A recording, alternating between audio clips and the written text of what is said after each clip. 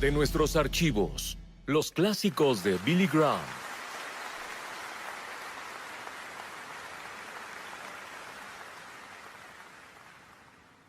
Una de las cadenas de televisión tiene una serie de 5 programas sobre los inicios del cristianismo e incluyen la crucifixión de Jesucristo, una de las imágenes más gráficas que haya visto.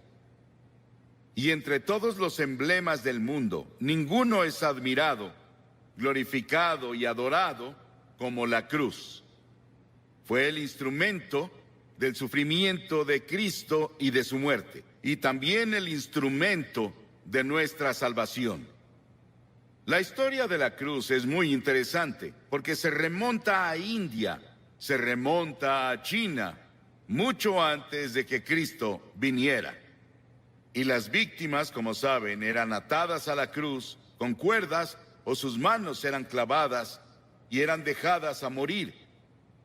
Y el calor del sol, el peso de su cuerpo y la tortura que pasó antes de ir a la cruz, tardaban a veces 2 o 3 días y a veces una semana para que la persona muriera en una cruz, la más terrible, la más fea, la más dolorosa forma de morir que podamos imaginar.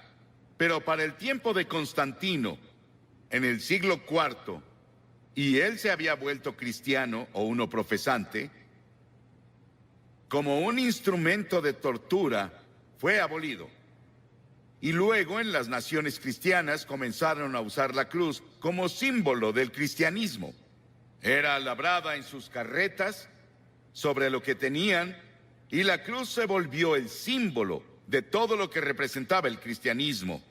Y a través de organizaciones como la Cruz Roja, se ha vuelto un símbolo internacional de buena voluntad y ayuda a otras personas.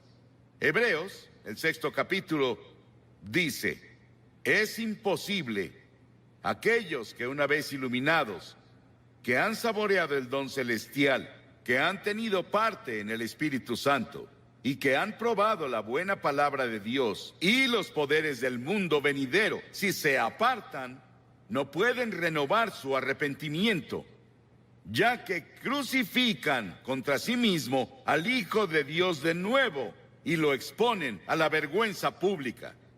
Siempre que se proclama el Evangelio, los que escuchan el mensaje y reciben a Cristo como Salvador, lo hacen a través de la cruz, pero si descuidas o rechazas la oferta de Dios de amor y misericordia de la cruz, tú ayudaste a crucificar a Jesucristo.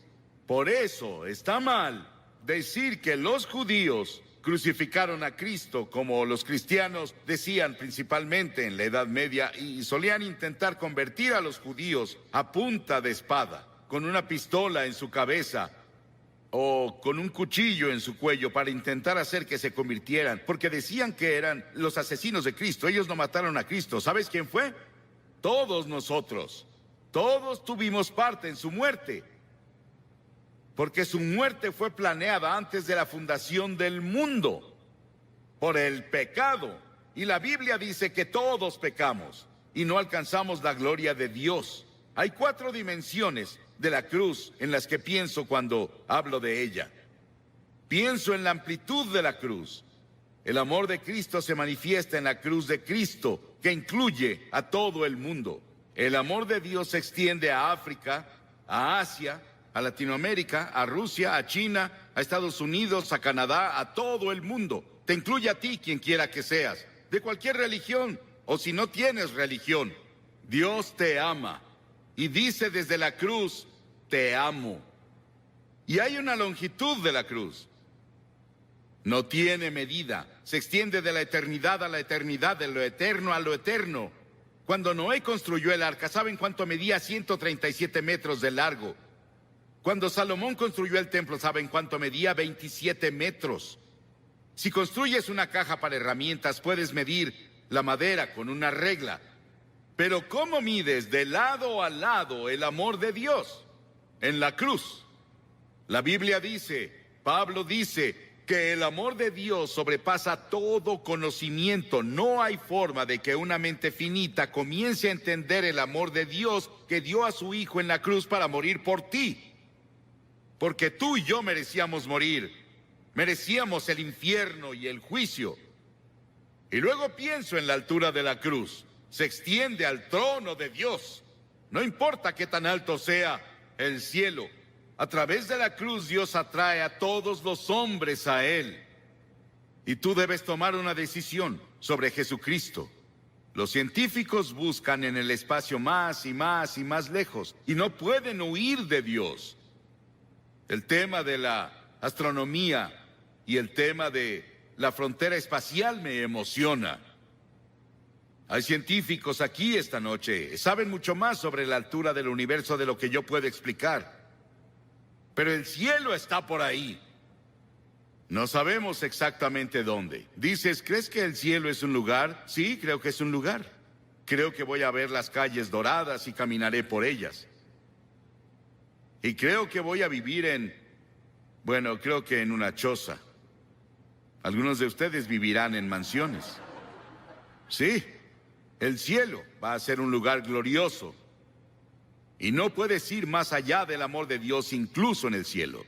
Y en lo profundo del amor de Dios, en la cruz, puedes caer en el pozo sin fondo del pecado y la degradación.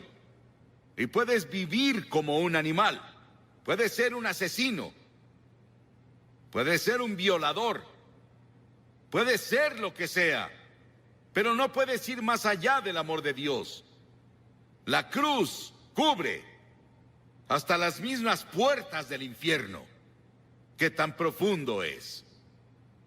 Hay personas hoy que intentan ver qué tan profundo pueden ir al corazón de la tierra. ¿Y qué tan profundo es el espacio? No pueden escapar de Dios. Porque mientras estudiamos las profundidades de la energía, buscamos la unidad. Es una de las razones por las que estudian eso en Illinois. La Biblia dice que profundas son las riquezas de la sabiduría y del conocimiento de Dios. Atrae a cada pecador a la exaltada altura del cielo. Pero yo, cuando sea levantado de la tierra, atraeré a todos a mí mismo, dijo Jesús. Piensa en la cruz por un momento y en su sufrimiento, por ti y por mí. Dice que Jesús soportó 5 heridas básicas, que los médicos definen como primera, contusión, cuando lo golpearon en la cabeza y lo torturaron y le pusieron la corona de espinas por ti. Laceración, le descubrieron la espalda y con látigos de cuero largos con ganchos de acero en la punta lo golpearon hasta que sangraba, de pies a cabeza. Era el método romano, torturaban a los prisioneros antes de llevarlos a la cruz. Luego hubo penetración cuando le enterraron la corona de espinas en la frente y su cabeza sangró. Hubo una perforación cuando clavaron los clavos en sus manos y pies. Hubo una incisión cuando le pusieron la lanza en el costado. Ese sufrimiento, esos clavos en sus manos y pies, los pusimos tú y yo y todas las personas del mundo, porque todos tuvimos parte en la muerte de Cristo por nuestros pecados. Nuestros pecados lo pusieron en la cruz y tú participaste. Tal vez estás viendo por televisión en algún lugar y te gustaría venir a la cruz esta noche y encontrar el amor de Dios y el perdón de Dios y el toque de Dios en tu vida. Y luego quiero que vayamos a la cruz desde otro punto de vista. Quiero que veamos las frases de Cristo desde la cruz. En general oímos un sermón así, un Viernes Santo, y eso es todo. Pero la mayoría no vamos a la iglesia el Viernes Santo, y nunca lo oímos. Hay 28 profecías en el Antiguo Testamento sobre la cruz, capítulos enteros. Está Génesis 22 y Salmo 22 e Isaías 53 y Levítico 16, que especialmente tienen que ver con el sufrimiento de Cristo en la cruz. Cientos y miles de años antes de que Él fuera a la cruz. Estaban bajo la inspiración del Espíritu Santo, los autores del Antiguo Testamento. Y los primeros vienen del Salmo 22. Jesús estaba citando las Escrituras cuando dijo, Dios mío, ¿por qué me has abandonado? Es una cita del Salmo 22, pero luego vas un poco más lejos y verás por qué lo dijo. Porque las Escrituras dicen, tú eres santo. Nunca entenderás el Antiguo Testamento con todos sus sacrificios de sangre. Nunca entenderás la Biblia. Nunca entenderás la muerte de Cristo en la cruz hasta que entiendas que Dios es santo y justo y puro y que no puede ni siquiera ver el mal. En ese terrible momento de agonía del Señor Jesucristo en la cruz, Él estaba solitario, olvidado por sus amigos. Y luego llegó una sombra por primera vez desde que la eternidad comenzó, entre Dios el Padre y Dios el Hijo. Porque Dios no puede ver el pecado, porque en ese momento Él puso tus pecados y los míos en Cristo. Y Cristo sufría por nosotros. Y en ese momento misterioso, fue hecho pecado por nosotros el que no conoció pecado. ¿Sabes qué significa? Fue hecho pecado. Él no conocía pecado. Nunca dijo una mentira. Nunca tuvo un pensamiento malvado. Nunca tuvo avaricia o lujuria. Y de pronto, toda esa suciedad y mugre de tu vida y de mi vida descendieron en Él. Y nadie entenderá nunca el misterio de ese momento. Ningún teólogo puede explicarlo, que me convenza al menos. Fue el gran amor de Dios por ti que permitió que su Hijo tomara ese sufrimiento. Y la segunda cosa de la cruz que oímos es cuando Él dijo, tengo sed. Y ese es el cumplimiento del Salmo 69:21. Y cuando dijo, tengo sed, le dieron vinagre a beber, mezclado con hiel, y cuando Él lo probó, no lo bebió. Lo probó, como leemos en Juan, en otro de los evangelios, pero Él no lo tomó. ¿Por qué? Porque hubiera sido un sedante. Le hubiera quitado algo del sufrimiento. Y Él estaba ahí para tomar todo el sufrimiento con conciencia absoluta. Por ti y por mí. No lo aceptó. Él debía sufrir la terrible agonía y llevar nuestros pecados a la cruz consciente. Por ti.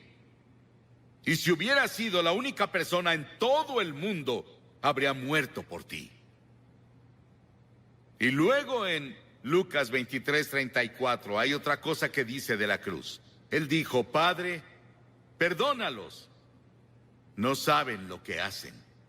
Estaba hablando de esos soldados que lo estaban clavando. La multitud que estaba ahí que gritaba e injuriaba contra Él. 72,000 ángeles sacaron sus espadas listos para venir a rescatarlo. Y Él dijo, no. Lo hago porque los amo. Verás, tú y yo hemos pecado contra Dios, quebramos sus leyes, y Él dijo, el día que rompas mis leyes, sufrirás y morirás. Él se lo dijo a Adán y Eva, ellos rompieron la ley. Pecaron, eso significa. Y verás, Dios nunca quiso que nadie muriera. Y Dios no creó el infierno para nosotros. Pero deliberadamente nos rebelamos contra Dios. Y Dios no sería Dios, Él no sería justo y recto y santo si viniera a darnos palmaditas y dijera, te perdono. Teníamos que morir por nuestros pecados, o alguien calificado tenía que morir por nosotros, y esa persona calificada era Jesucristo, y Él se ofreció a hacerlo. Él murió en nuestro lugar. Oí sobre una mujer que le escribió a un columnista y dijo que su cura para la culpa era ir a su propio jardín, cavar un agujero en la tierra, recostarse boca abajo, decir de que era culpable y confesar todas sus faltas en ese lugar que cavó y luego cubrirlo. Las personas harán casi de todo para enterrar sus culpas. El lugar para deshacerse de ellas es la cruz. Por siglos las personas han hecho cosas desesperadas para enterrar la culpa. James Nelson, sobre quien leímos el año pasado, de joven, en una escena llena de alcohol, golpeó a su madre hasta matarla con un ladrillo. Estuvo 9 años en prisión y durante ese tiempo conoció a Cristo en la cruz. Y tuvo un profundo arrepentimiento y confesó a Cristo como su Salvador y Señor. Comenzó a estudiar la Biblia y comenzó a ser predicador laico. Y el año pasado fue ordenado en la Iglesia de Escocia como ministro presbiteriano. El perdón de Dios, el amor de Dios, el poder de la cruz para cambiar y perdonar. Qué maravilloso y grandioso. Y otra cosa que hizo en la cruz, que es la cosa más conmovedora para mí en el mundo. Ahí parada ante la cruz, su madre. Y él miró a Juan, uno de sus discípulos, y le dijo: Juan, mira a esta mujer.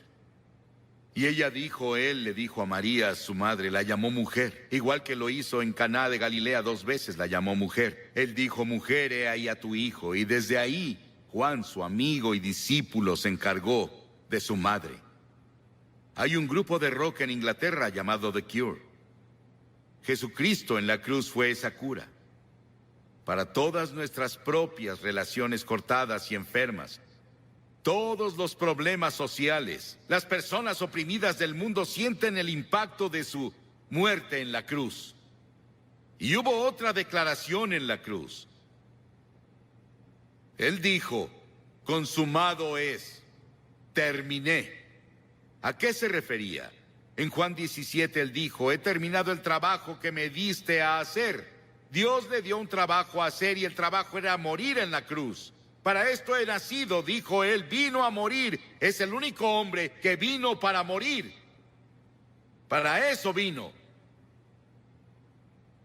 Nos preguntamos por qué él no alimentó a todos y no curó a todos. Pudo hacerlo.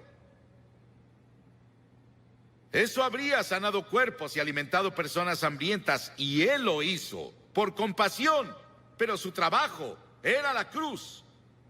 Y por eso la cruz es tan importante, porque ahí enfrentas la eternidad. Verás, el cuerpo irá a la tumba, pero tu alma, tu espíritu, que es parte de ti, vive para siempre, y vive dentro de tu cuerpo, seguirá vivo y vivo y vivo. ¿Dónde vas a pasar la eternidad? ¿En el cielo o el infierno? Se decidirá por la cruz lo que haces con la cruz. Porque desde la cruz Él te pide que te arrepientas de tus pecados y lo recibas como Señor y Salvador. Sí, fue consumado. Y luego dijo algo más. En Lucas 23, y cuando Jesús había clamado en voz alta, dijo: Padre, en tus manos encomiendo mi espíritu. He visto a personas morir. Bastantes personas morir. Oigo su estertor de muerte en su garganta. Pero no hubo estertor de muerte en la garganta de Jesús. No le quitaron la vida a él. Él la entregó voluntariamente y dijo en voz alta, noten que es voz alta, dijo: te encomiendo mi espíritu.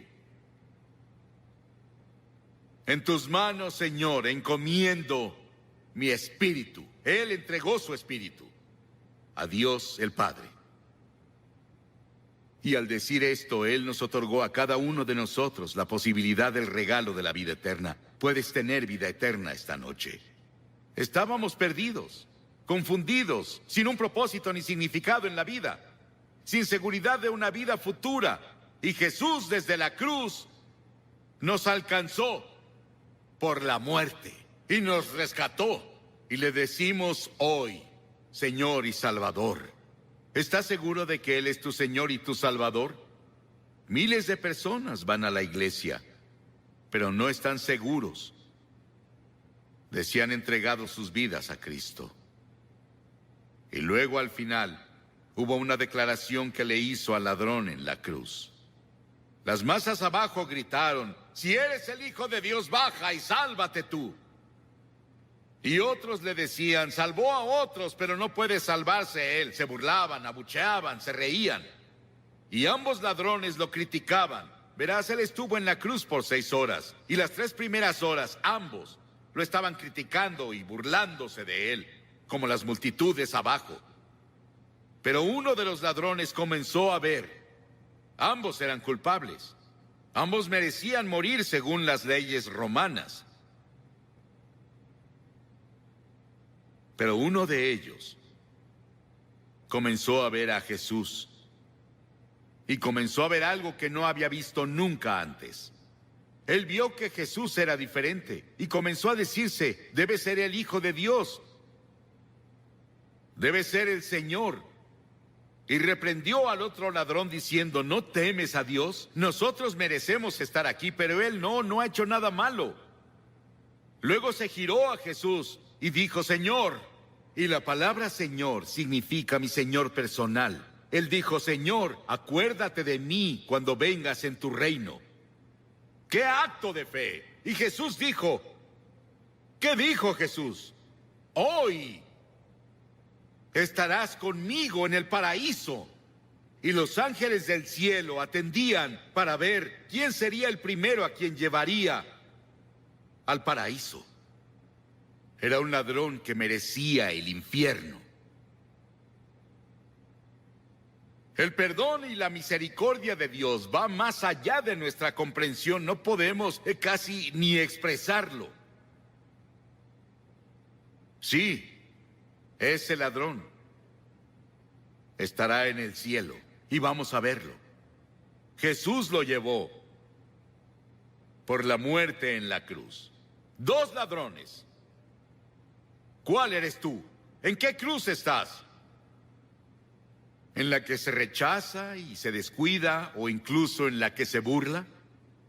¿O en la que recibe y acepta? Te pido que hagas un compromiso con Cristo esta noche, así de simple. ¿Qué tienes que hacer? 3 cosas. Primero, debes arrepentirte de tu pecado. La palabra arrepentirse es cambiar. Cambiar tu forma de vida. Cambia tu actitud. Y no puedes hacerlo solo, pero Dios te ayudará si estás dispuesto. La segunda cosa es por fe recibir a Cristo en tu corazón. Por fe.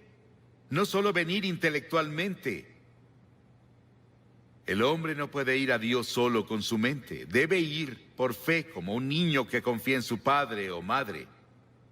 Y en tercera, debes estar dispuesto a seguirlo y servirlo. No solo recibirlo, es ser su seguidor cada hora del día. No te volverás perfecto, pero cambiarás de dirección en tu vida. Vas para acá y te giras por el Espíritu de Dios a una dirección diferente. Voy a pedirte que hagas algo que has visto que cientos de personas hacen aquí cada noche. Te pediré que te levantes de tu asiento y vengas a pararte enfrente de esta plataforma y digas al venir: quiero saber cuando me vaya de aquí hoy. La Biblia dice: el que endurece su corazón a la reprensión será destruido de repente y sin remedio. Tal vez nunca tengas un momento así cuando estés tan cerca del reino de Dios de nuevo. Ven esta noche. Tal vez eres miembro de la mejor iglesia, o eres consejero, o eres miembro del coro, tal vez eres clérigo, pero no estás seguro de cómo estás ante Dios y quieres venir a la cruz y encontrar perdón por todos tus pecados. Y una seguridad de que si murieras hoy irías al cielo. Levántate y ven ahora. Cientos de ustedes vengan. Párense aquí para hacer ese compromiso.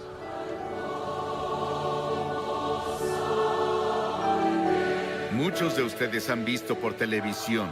Estamos aquí en el sur de Nueva Inglaterra. La cruzada se realizó en Hartford, en Connecticut. De nuestros archivos, los clásicos de Billy Graham. Esta noche quiero que vayan conmigo a Primera de Juan. En el 5º capítulo, les escribo estas cosas a ustedes que creen en el nombre del Hijo de Dios, para que sepan que tienen vida eterna y para que crean en el nombre del Hijo de Dios. Quiero hablar sobre conocer, estar absolutamente seguros de que conocen a Cristo, porque se escribió para darles seguridad de que sus pecados son perdonados y que van a ir al cielo. El Evangelio de Juan, sin embargo, se escribió para que crean que Jesús es el Cristo, el Hijo de Dios, y crean que tienen vida a través de su nombre. Es decir, el Evangelio de Juan fue escrito para llevarte a Cristo.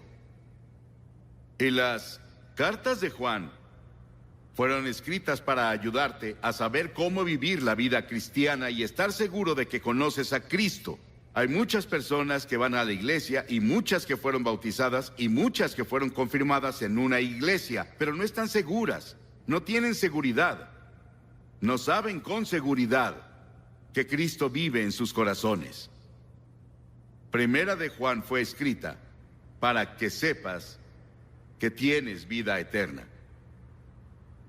En Primera de Juan 3:23 dice, y este es un mandamiento, que creamos en el nombre del Hijo de Dios. ¿Tú crees?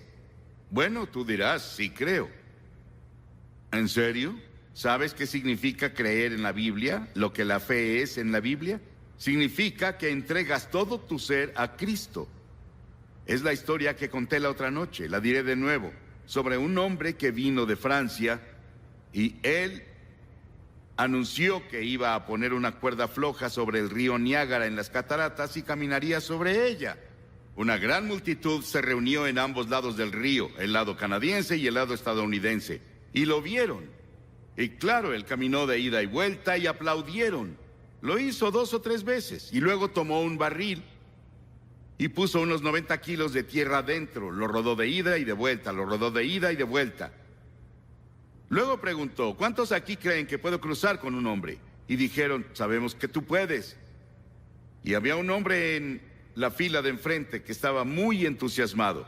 Y él le dijo, Señor, ¿podría meterse al barril y ser el primer hombre? Ese hombre se fue. Y no lo culpo. Pero verán, eso es la fe. Pones tu peso total en el barril. Pones tu peso total en Cristo. Y Cristo es sobre quien tú pones la fe. Quien crea que Cristo es, quien crea que Jesús es el Cristo y es nacido de Dios. La fe es la certeza de lo que se espera, la convicción de las cosas que no se ven. La fe real conlleva la idea de compromiso. No solo creerlo en la cabeza, sino un compromiso de tu vida. Cada fase de tu vida a Cristo, tu vocación, tus estudios, tu novia, tu novio, tu vida sexual, todo es entregado a Cristo.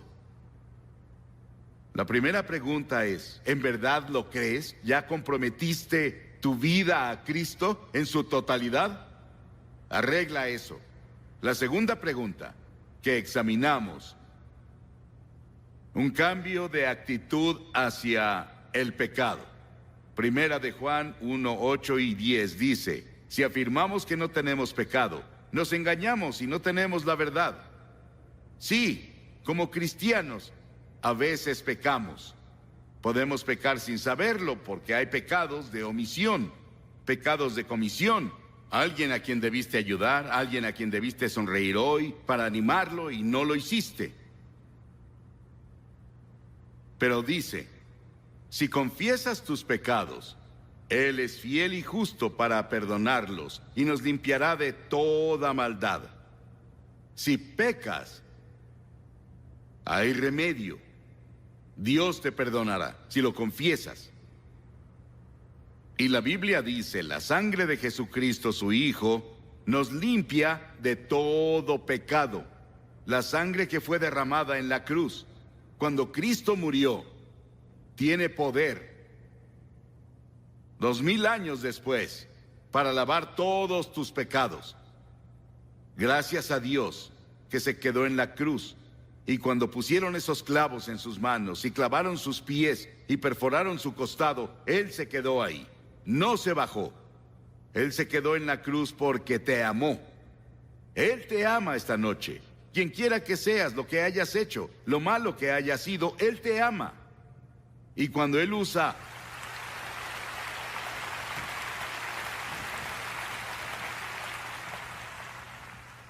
Ahora, después de que llegas a Cristo, ¿cuál debería ser tu actitud hacia el pecado? Primero, si cometiste un pecado, confiésalo de inmediato. En segunda, olvídalo de inmediato, con su ayuda.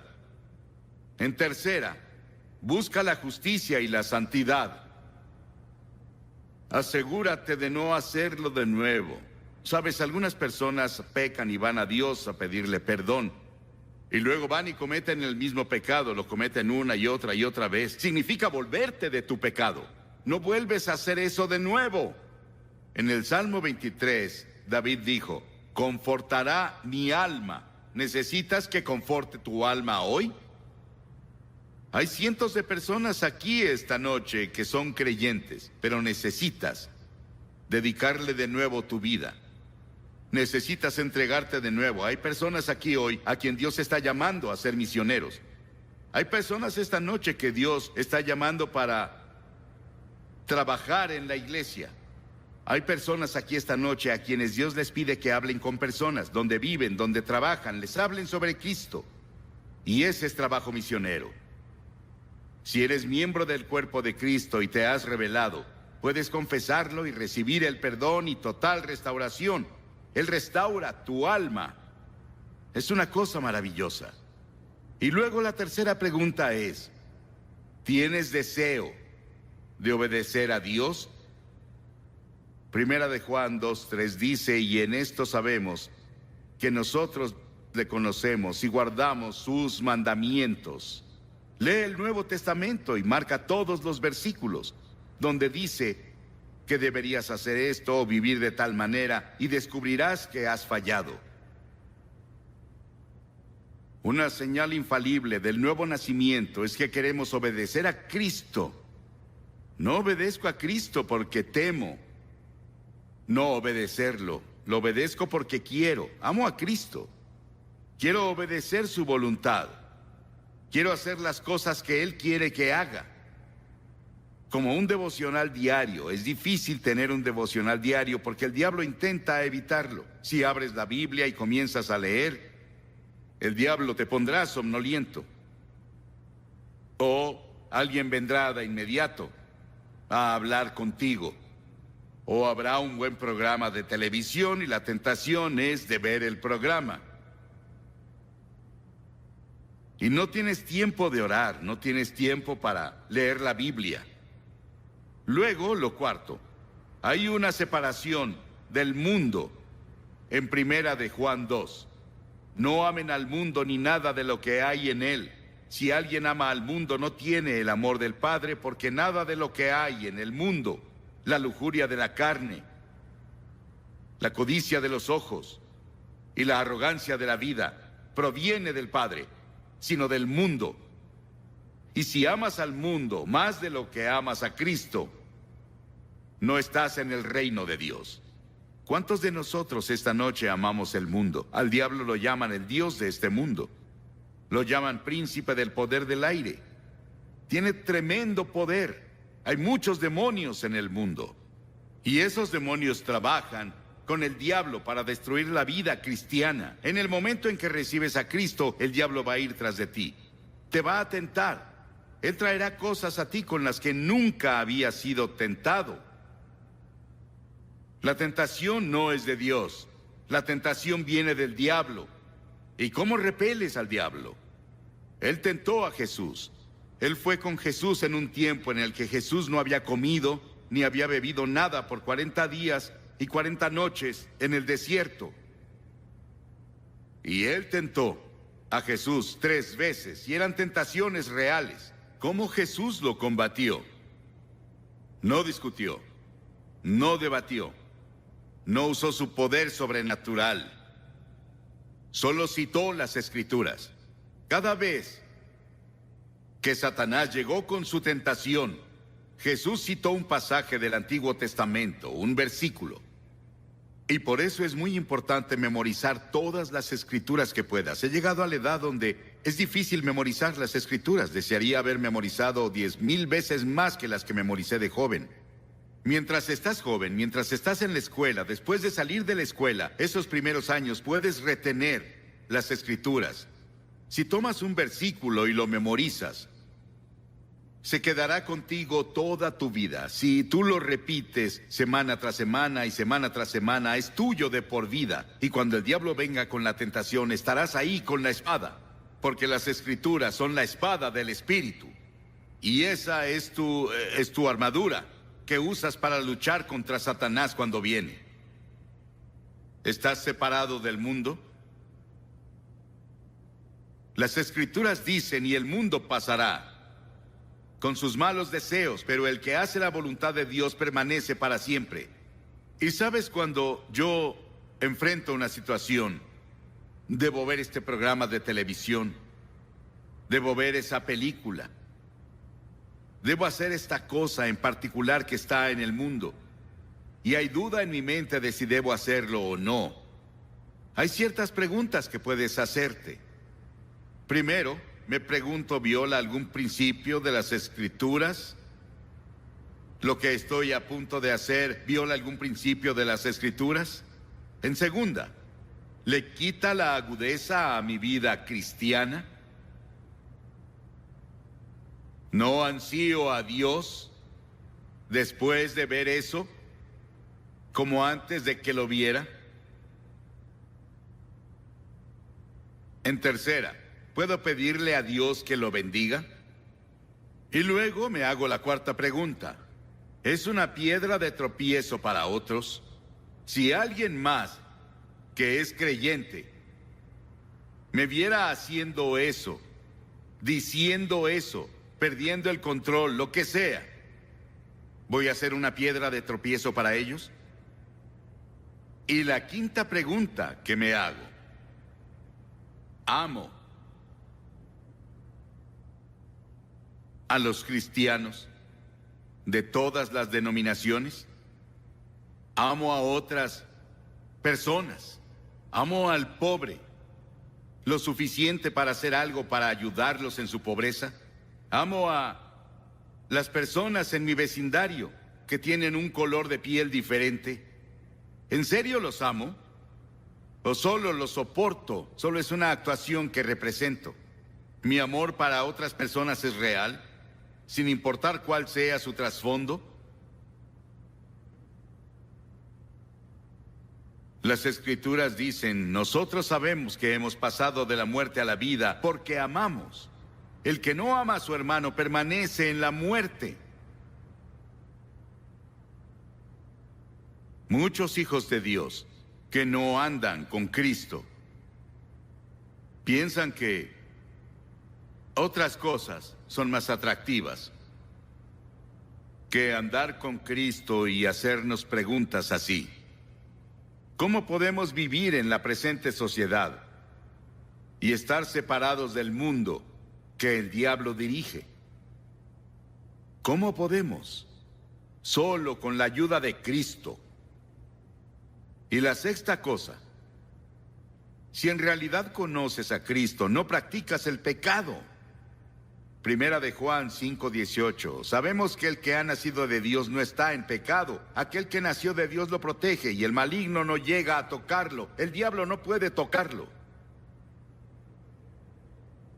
Dirás, pero dice el que no peca. Esa palabra significa que no practiques el pecado. Puedes cometer un error, puedes gritar un momento, o puedes caer alguna vez, o 2 veces, o 10 veces, o 20 veces, o muchas veces.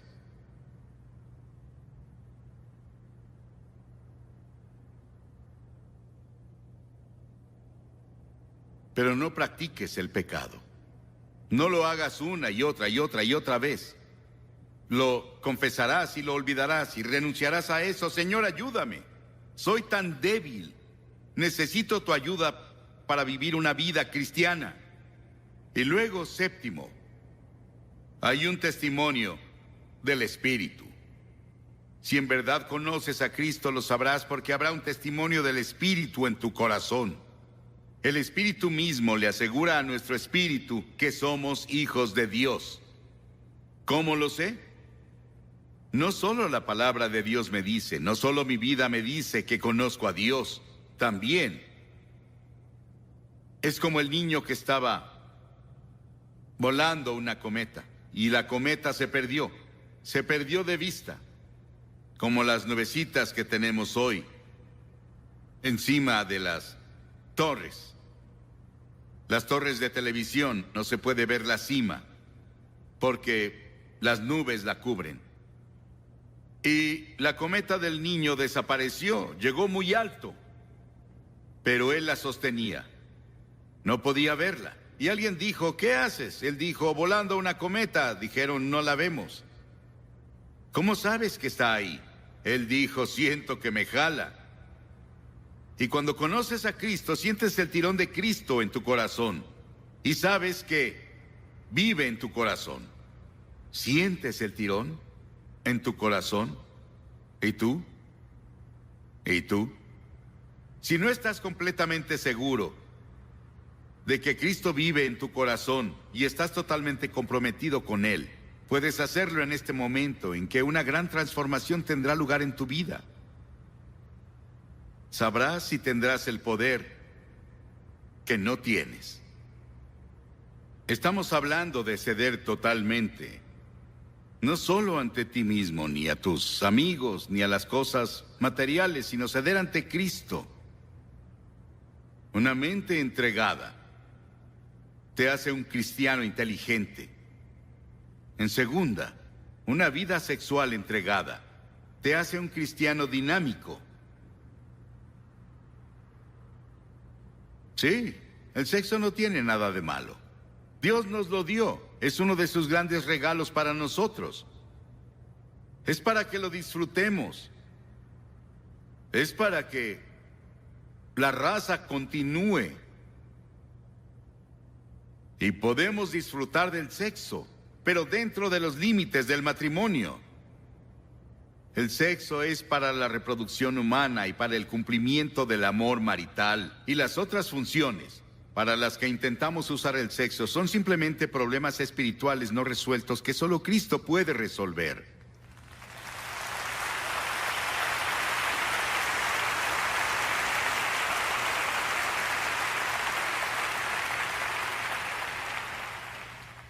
Y luego un cuerpo entregado hace que seas un cristiano útil. En Romanos 6 dice, de la misma manera también ustedes considérense muertos al pecado, pero vivos para Dios en Cristo Jesús. Por lo tanto, no permitan ustedes que el pecado reine en su cuerpo mortal. No dejen que los controle, ni obedezcan a sus malos deseos. No ofrezcan su cuerpo al pecado como instrumentos de justicia. Al contrario, ofrézcanse más bien a Dios como quienes han vuelto de la muerte a la vida, presentando su cuerpo como instrumentos de justicia. Les ruego, hermanos, por la misericordia de Dios, que ofrezcan su cuerpo como sacrificio vivo, agradable a Dios. Nuestros cuerpos le pertenecen a Dios. Nuestro cuerpo es el templo del Espíritu Santo. Ahora, un corazón entregado hace un cristiano devoto. La Asociación Americana de Cardiología dice que el 27% están enfermos del corazón.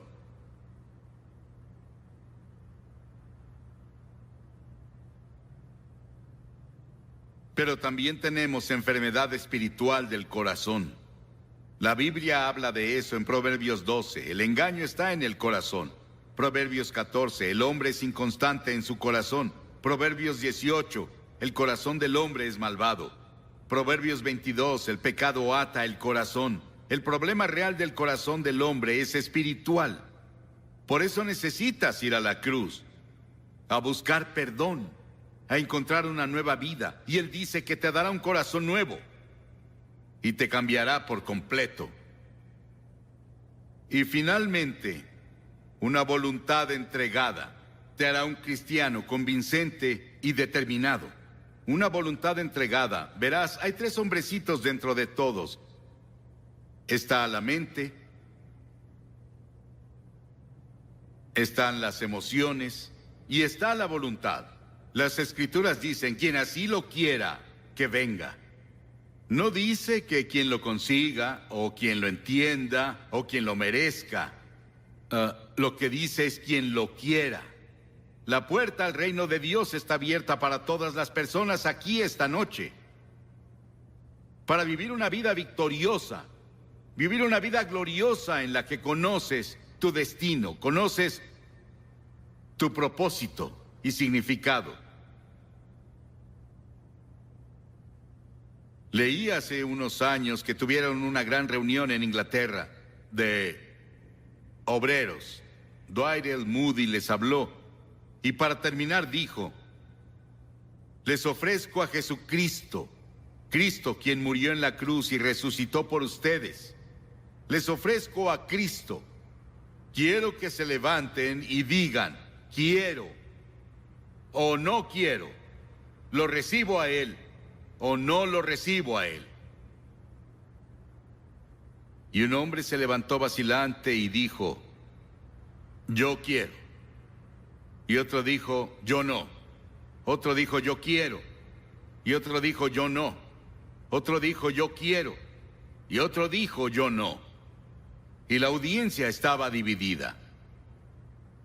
La mitad dijo: seguiré a Cristo, lo serviré, me entregaré a Él. Pero la otra mitad dijo: yo no quiero. ¿De cuál serás tú? ¿En qué grupo estarás? Porque verás, cuando respondes, también puedes decir: no quiero. ¿Quién vas a ser esta noche? Voy a pedirte hoy que digas: quiero. Hasta donde puedo entender, recibo a Cristo en mi corazón. Y quiero vivir el tipo de vida del que has hablado. No tengo fuerza. Y no tengo la energía, siento que no puedo hacerlo. Pero estoy dispuesto a empezar. Estoy dispuesto a decir hoy, con la ayuda de Dios, entrego mi vida a Cristo como Salvador, Señor y Maestro. Y Él te hablará sobre servirlo en otras partes del mundo. Mi hijo mayor, Franklin, acaba de volver de Sudán. Él dijo que vio sufrimiento a una escala que no había visto en ningún lado en sus viajes por el mundo. ¿Qué haría Dios con algunos presentes en lugares así? ¿Qué vas a decir? ¿Quiero o no quiero? Te voy a pedir que te levantes de tu asiento, todos los que digan quiero. Y quiero que se levanten y vengan y se paren aquí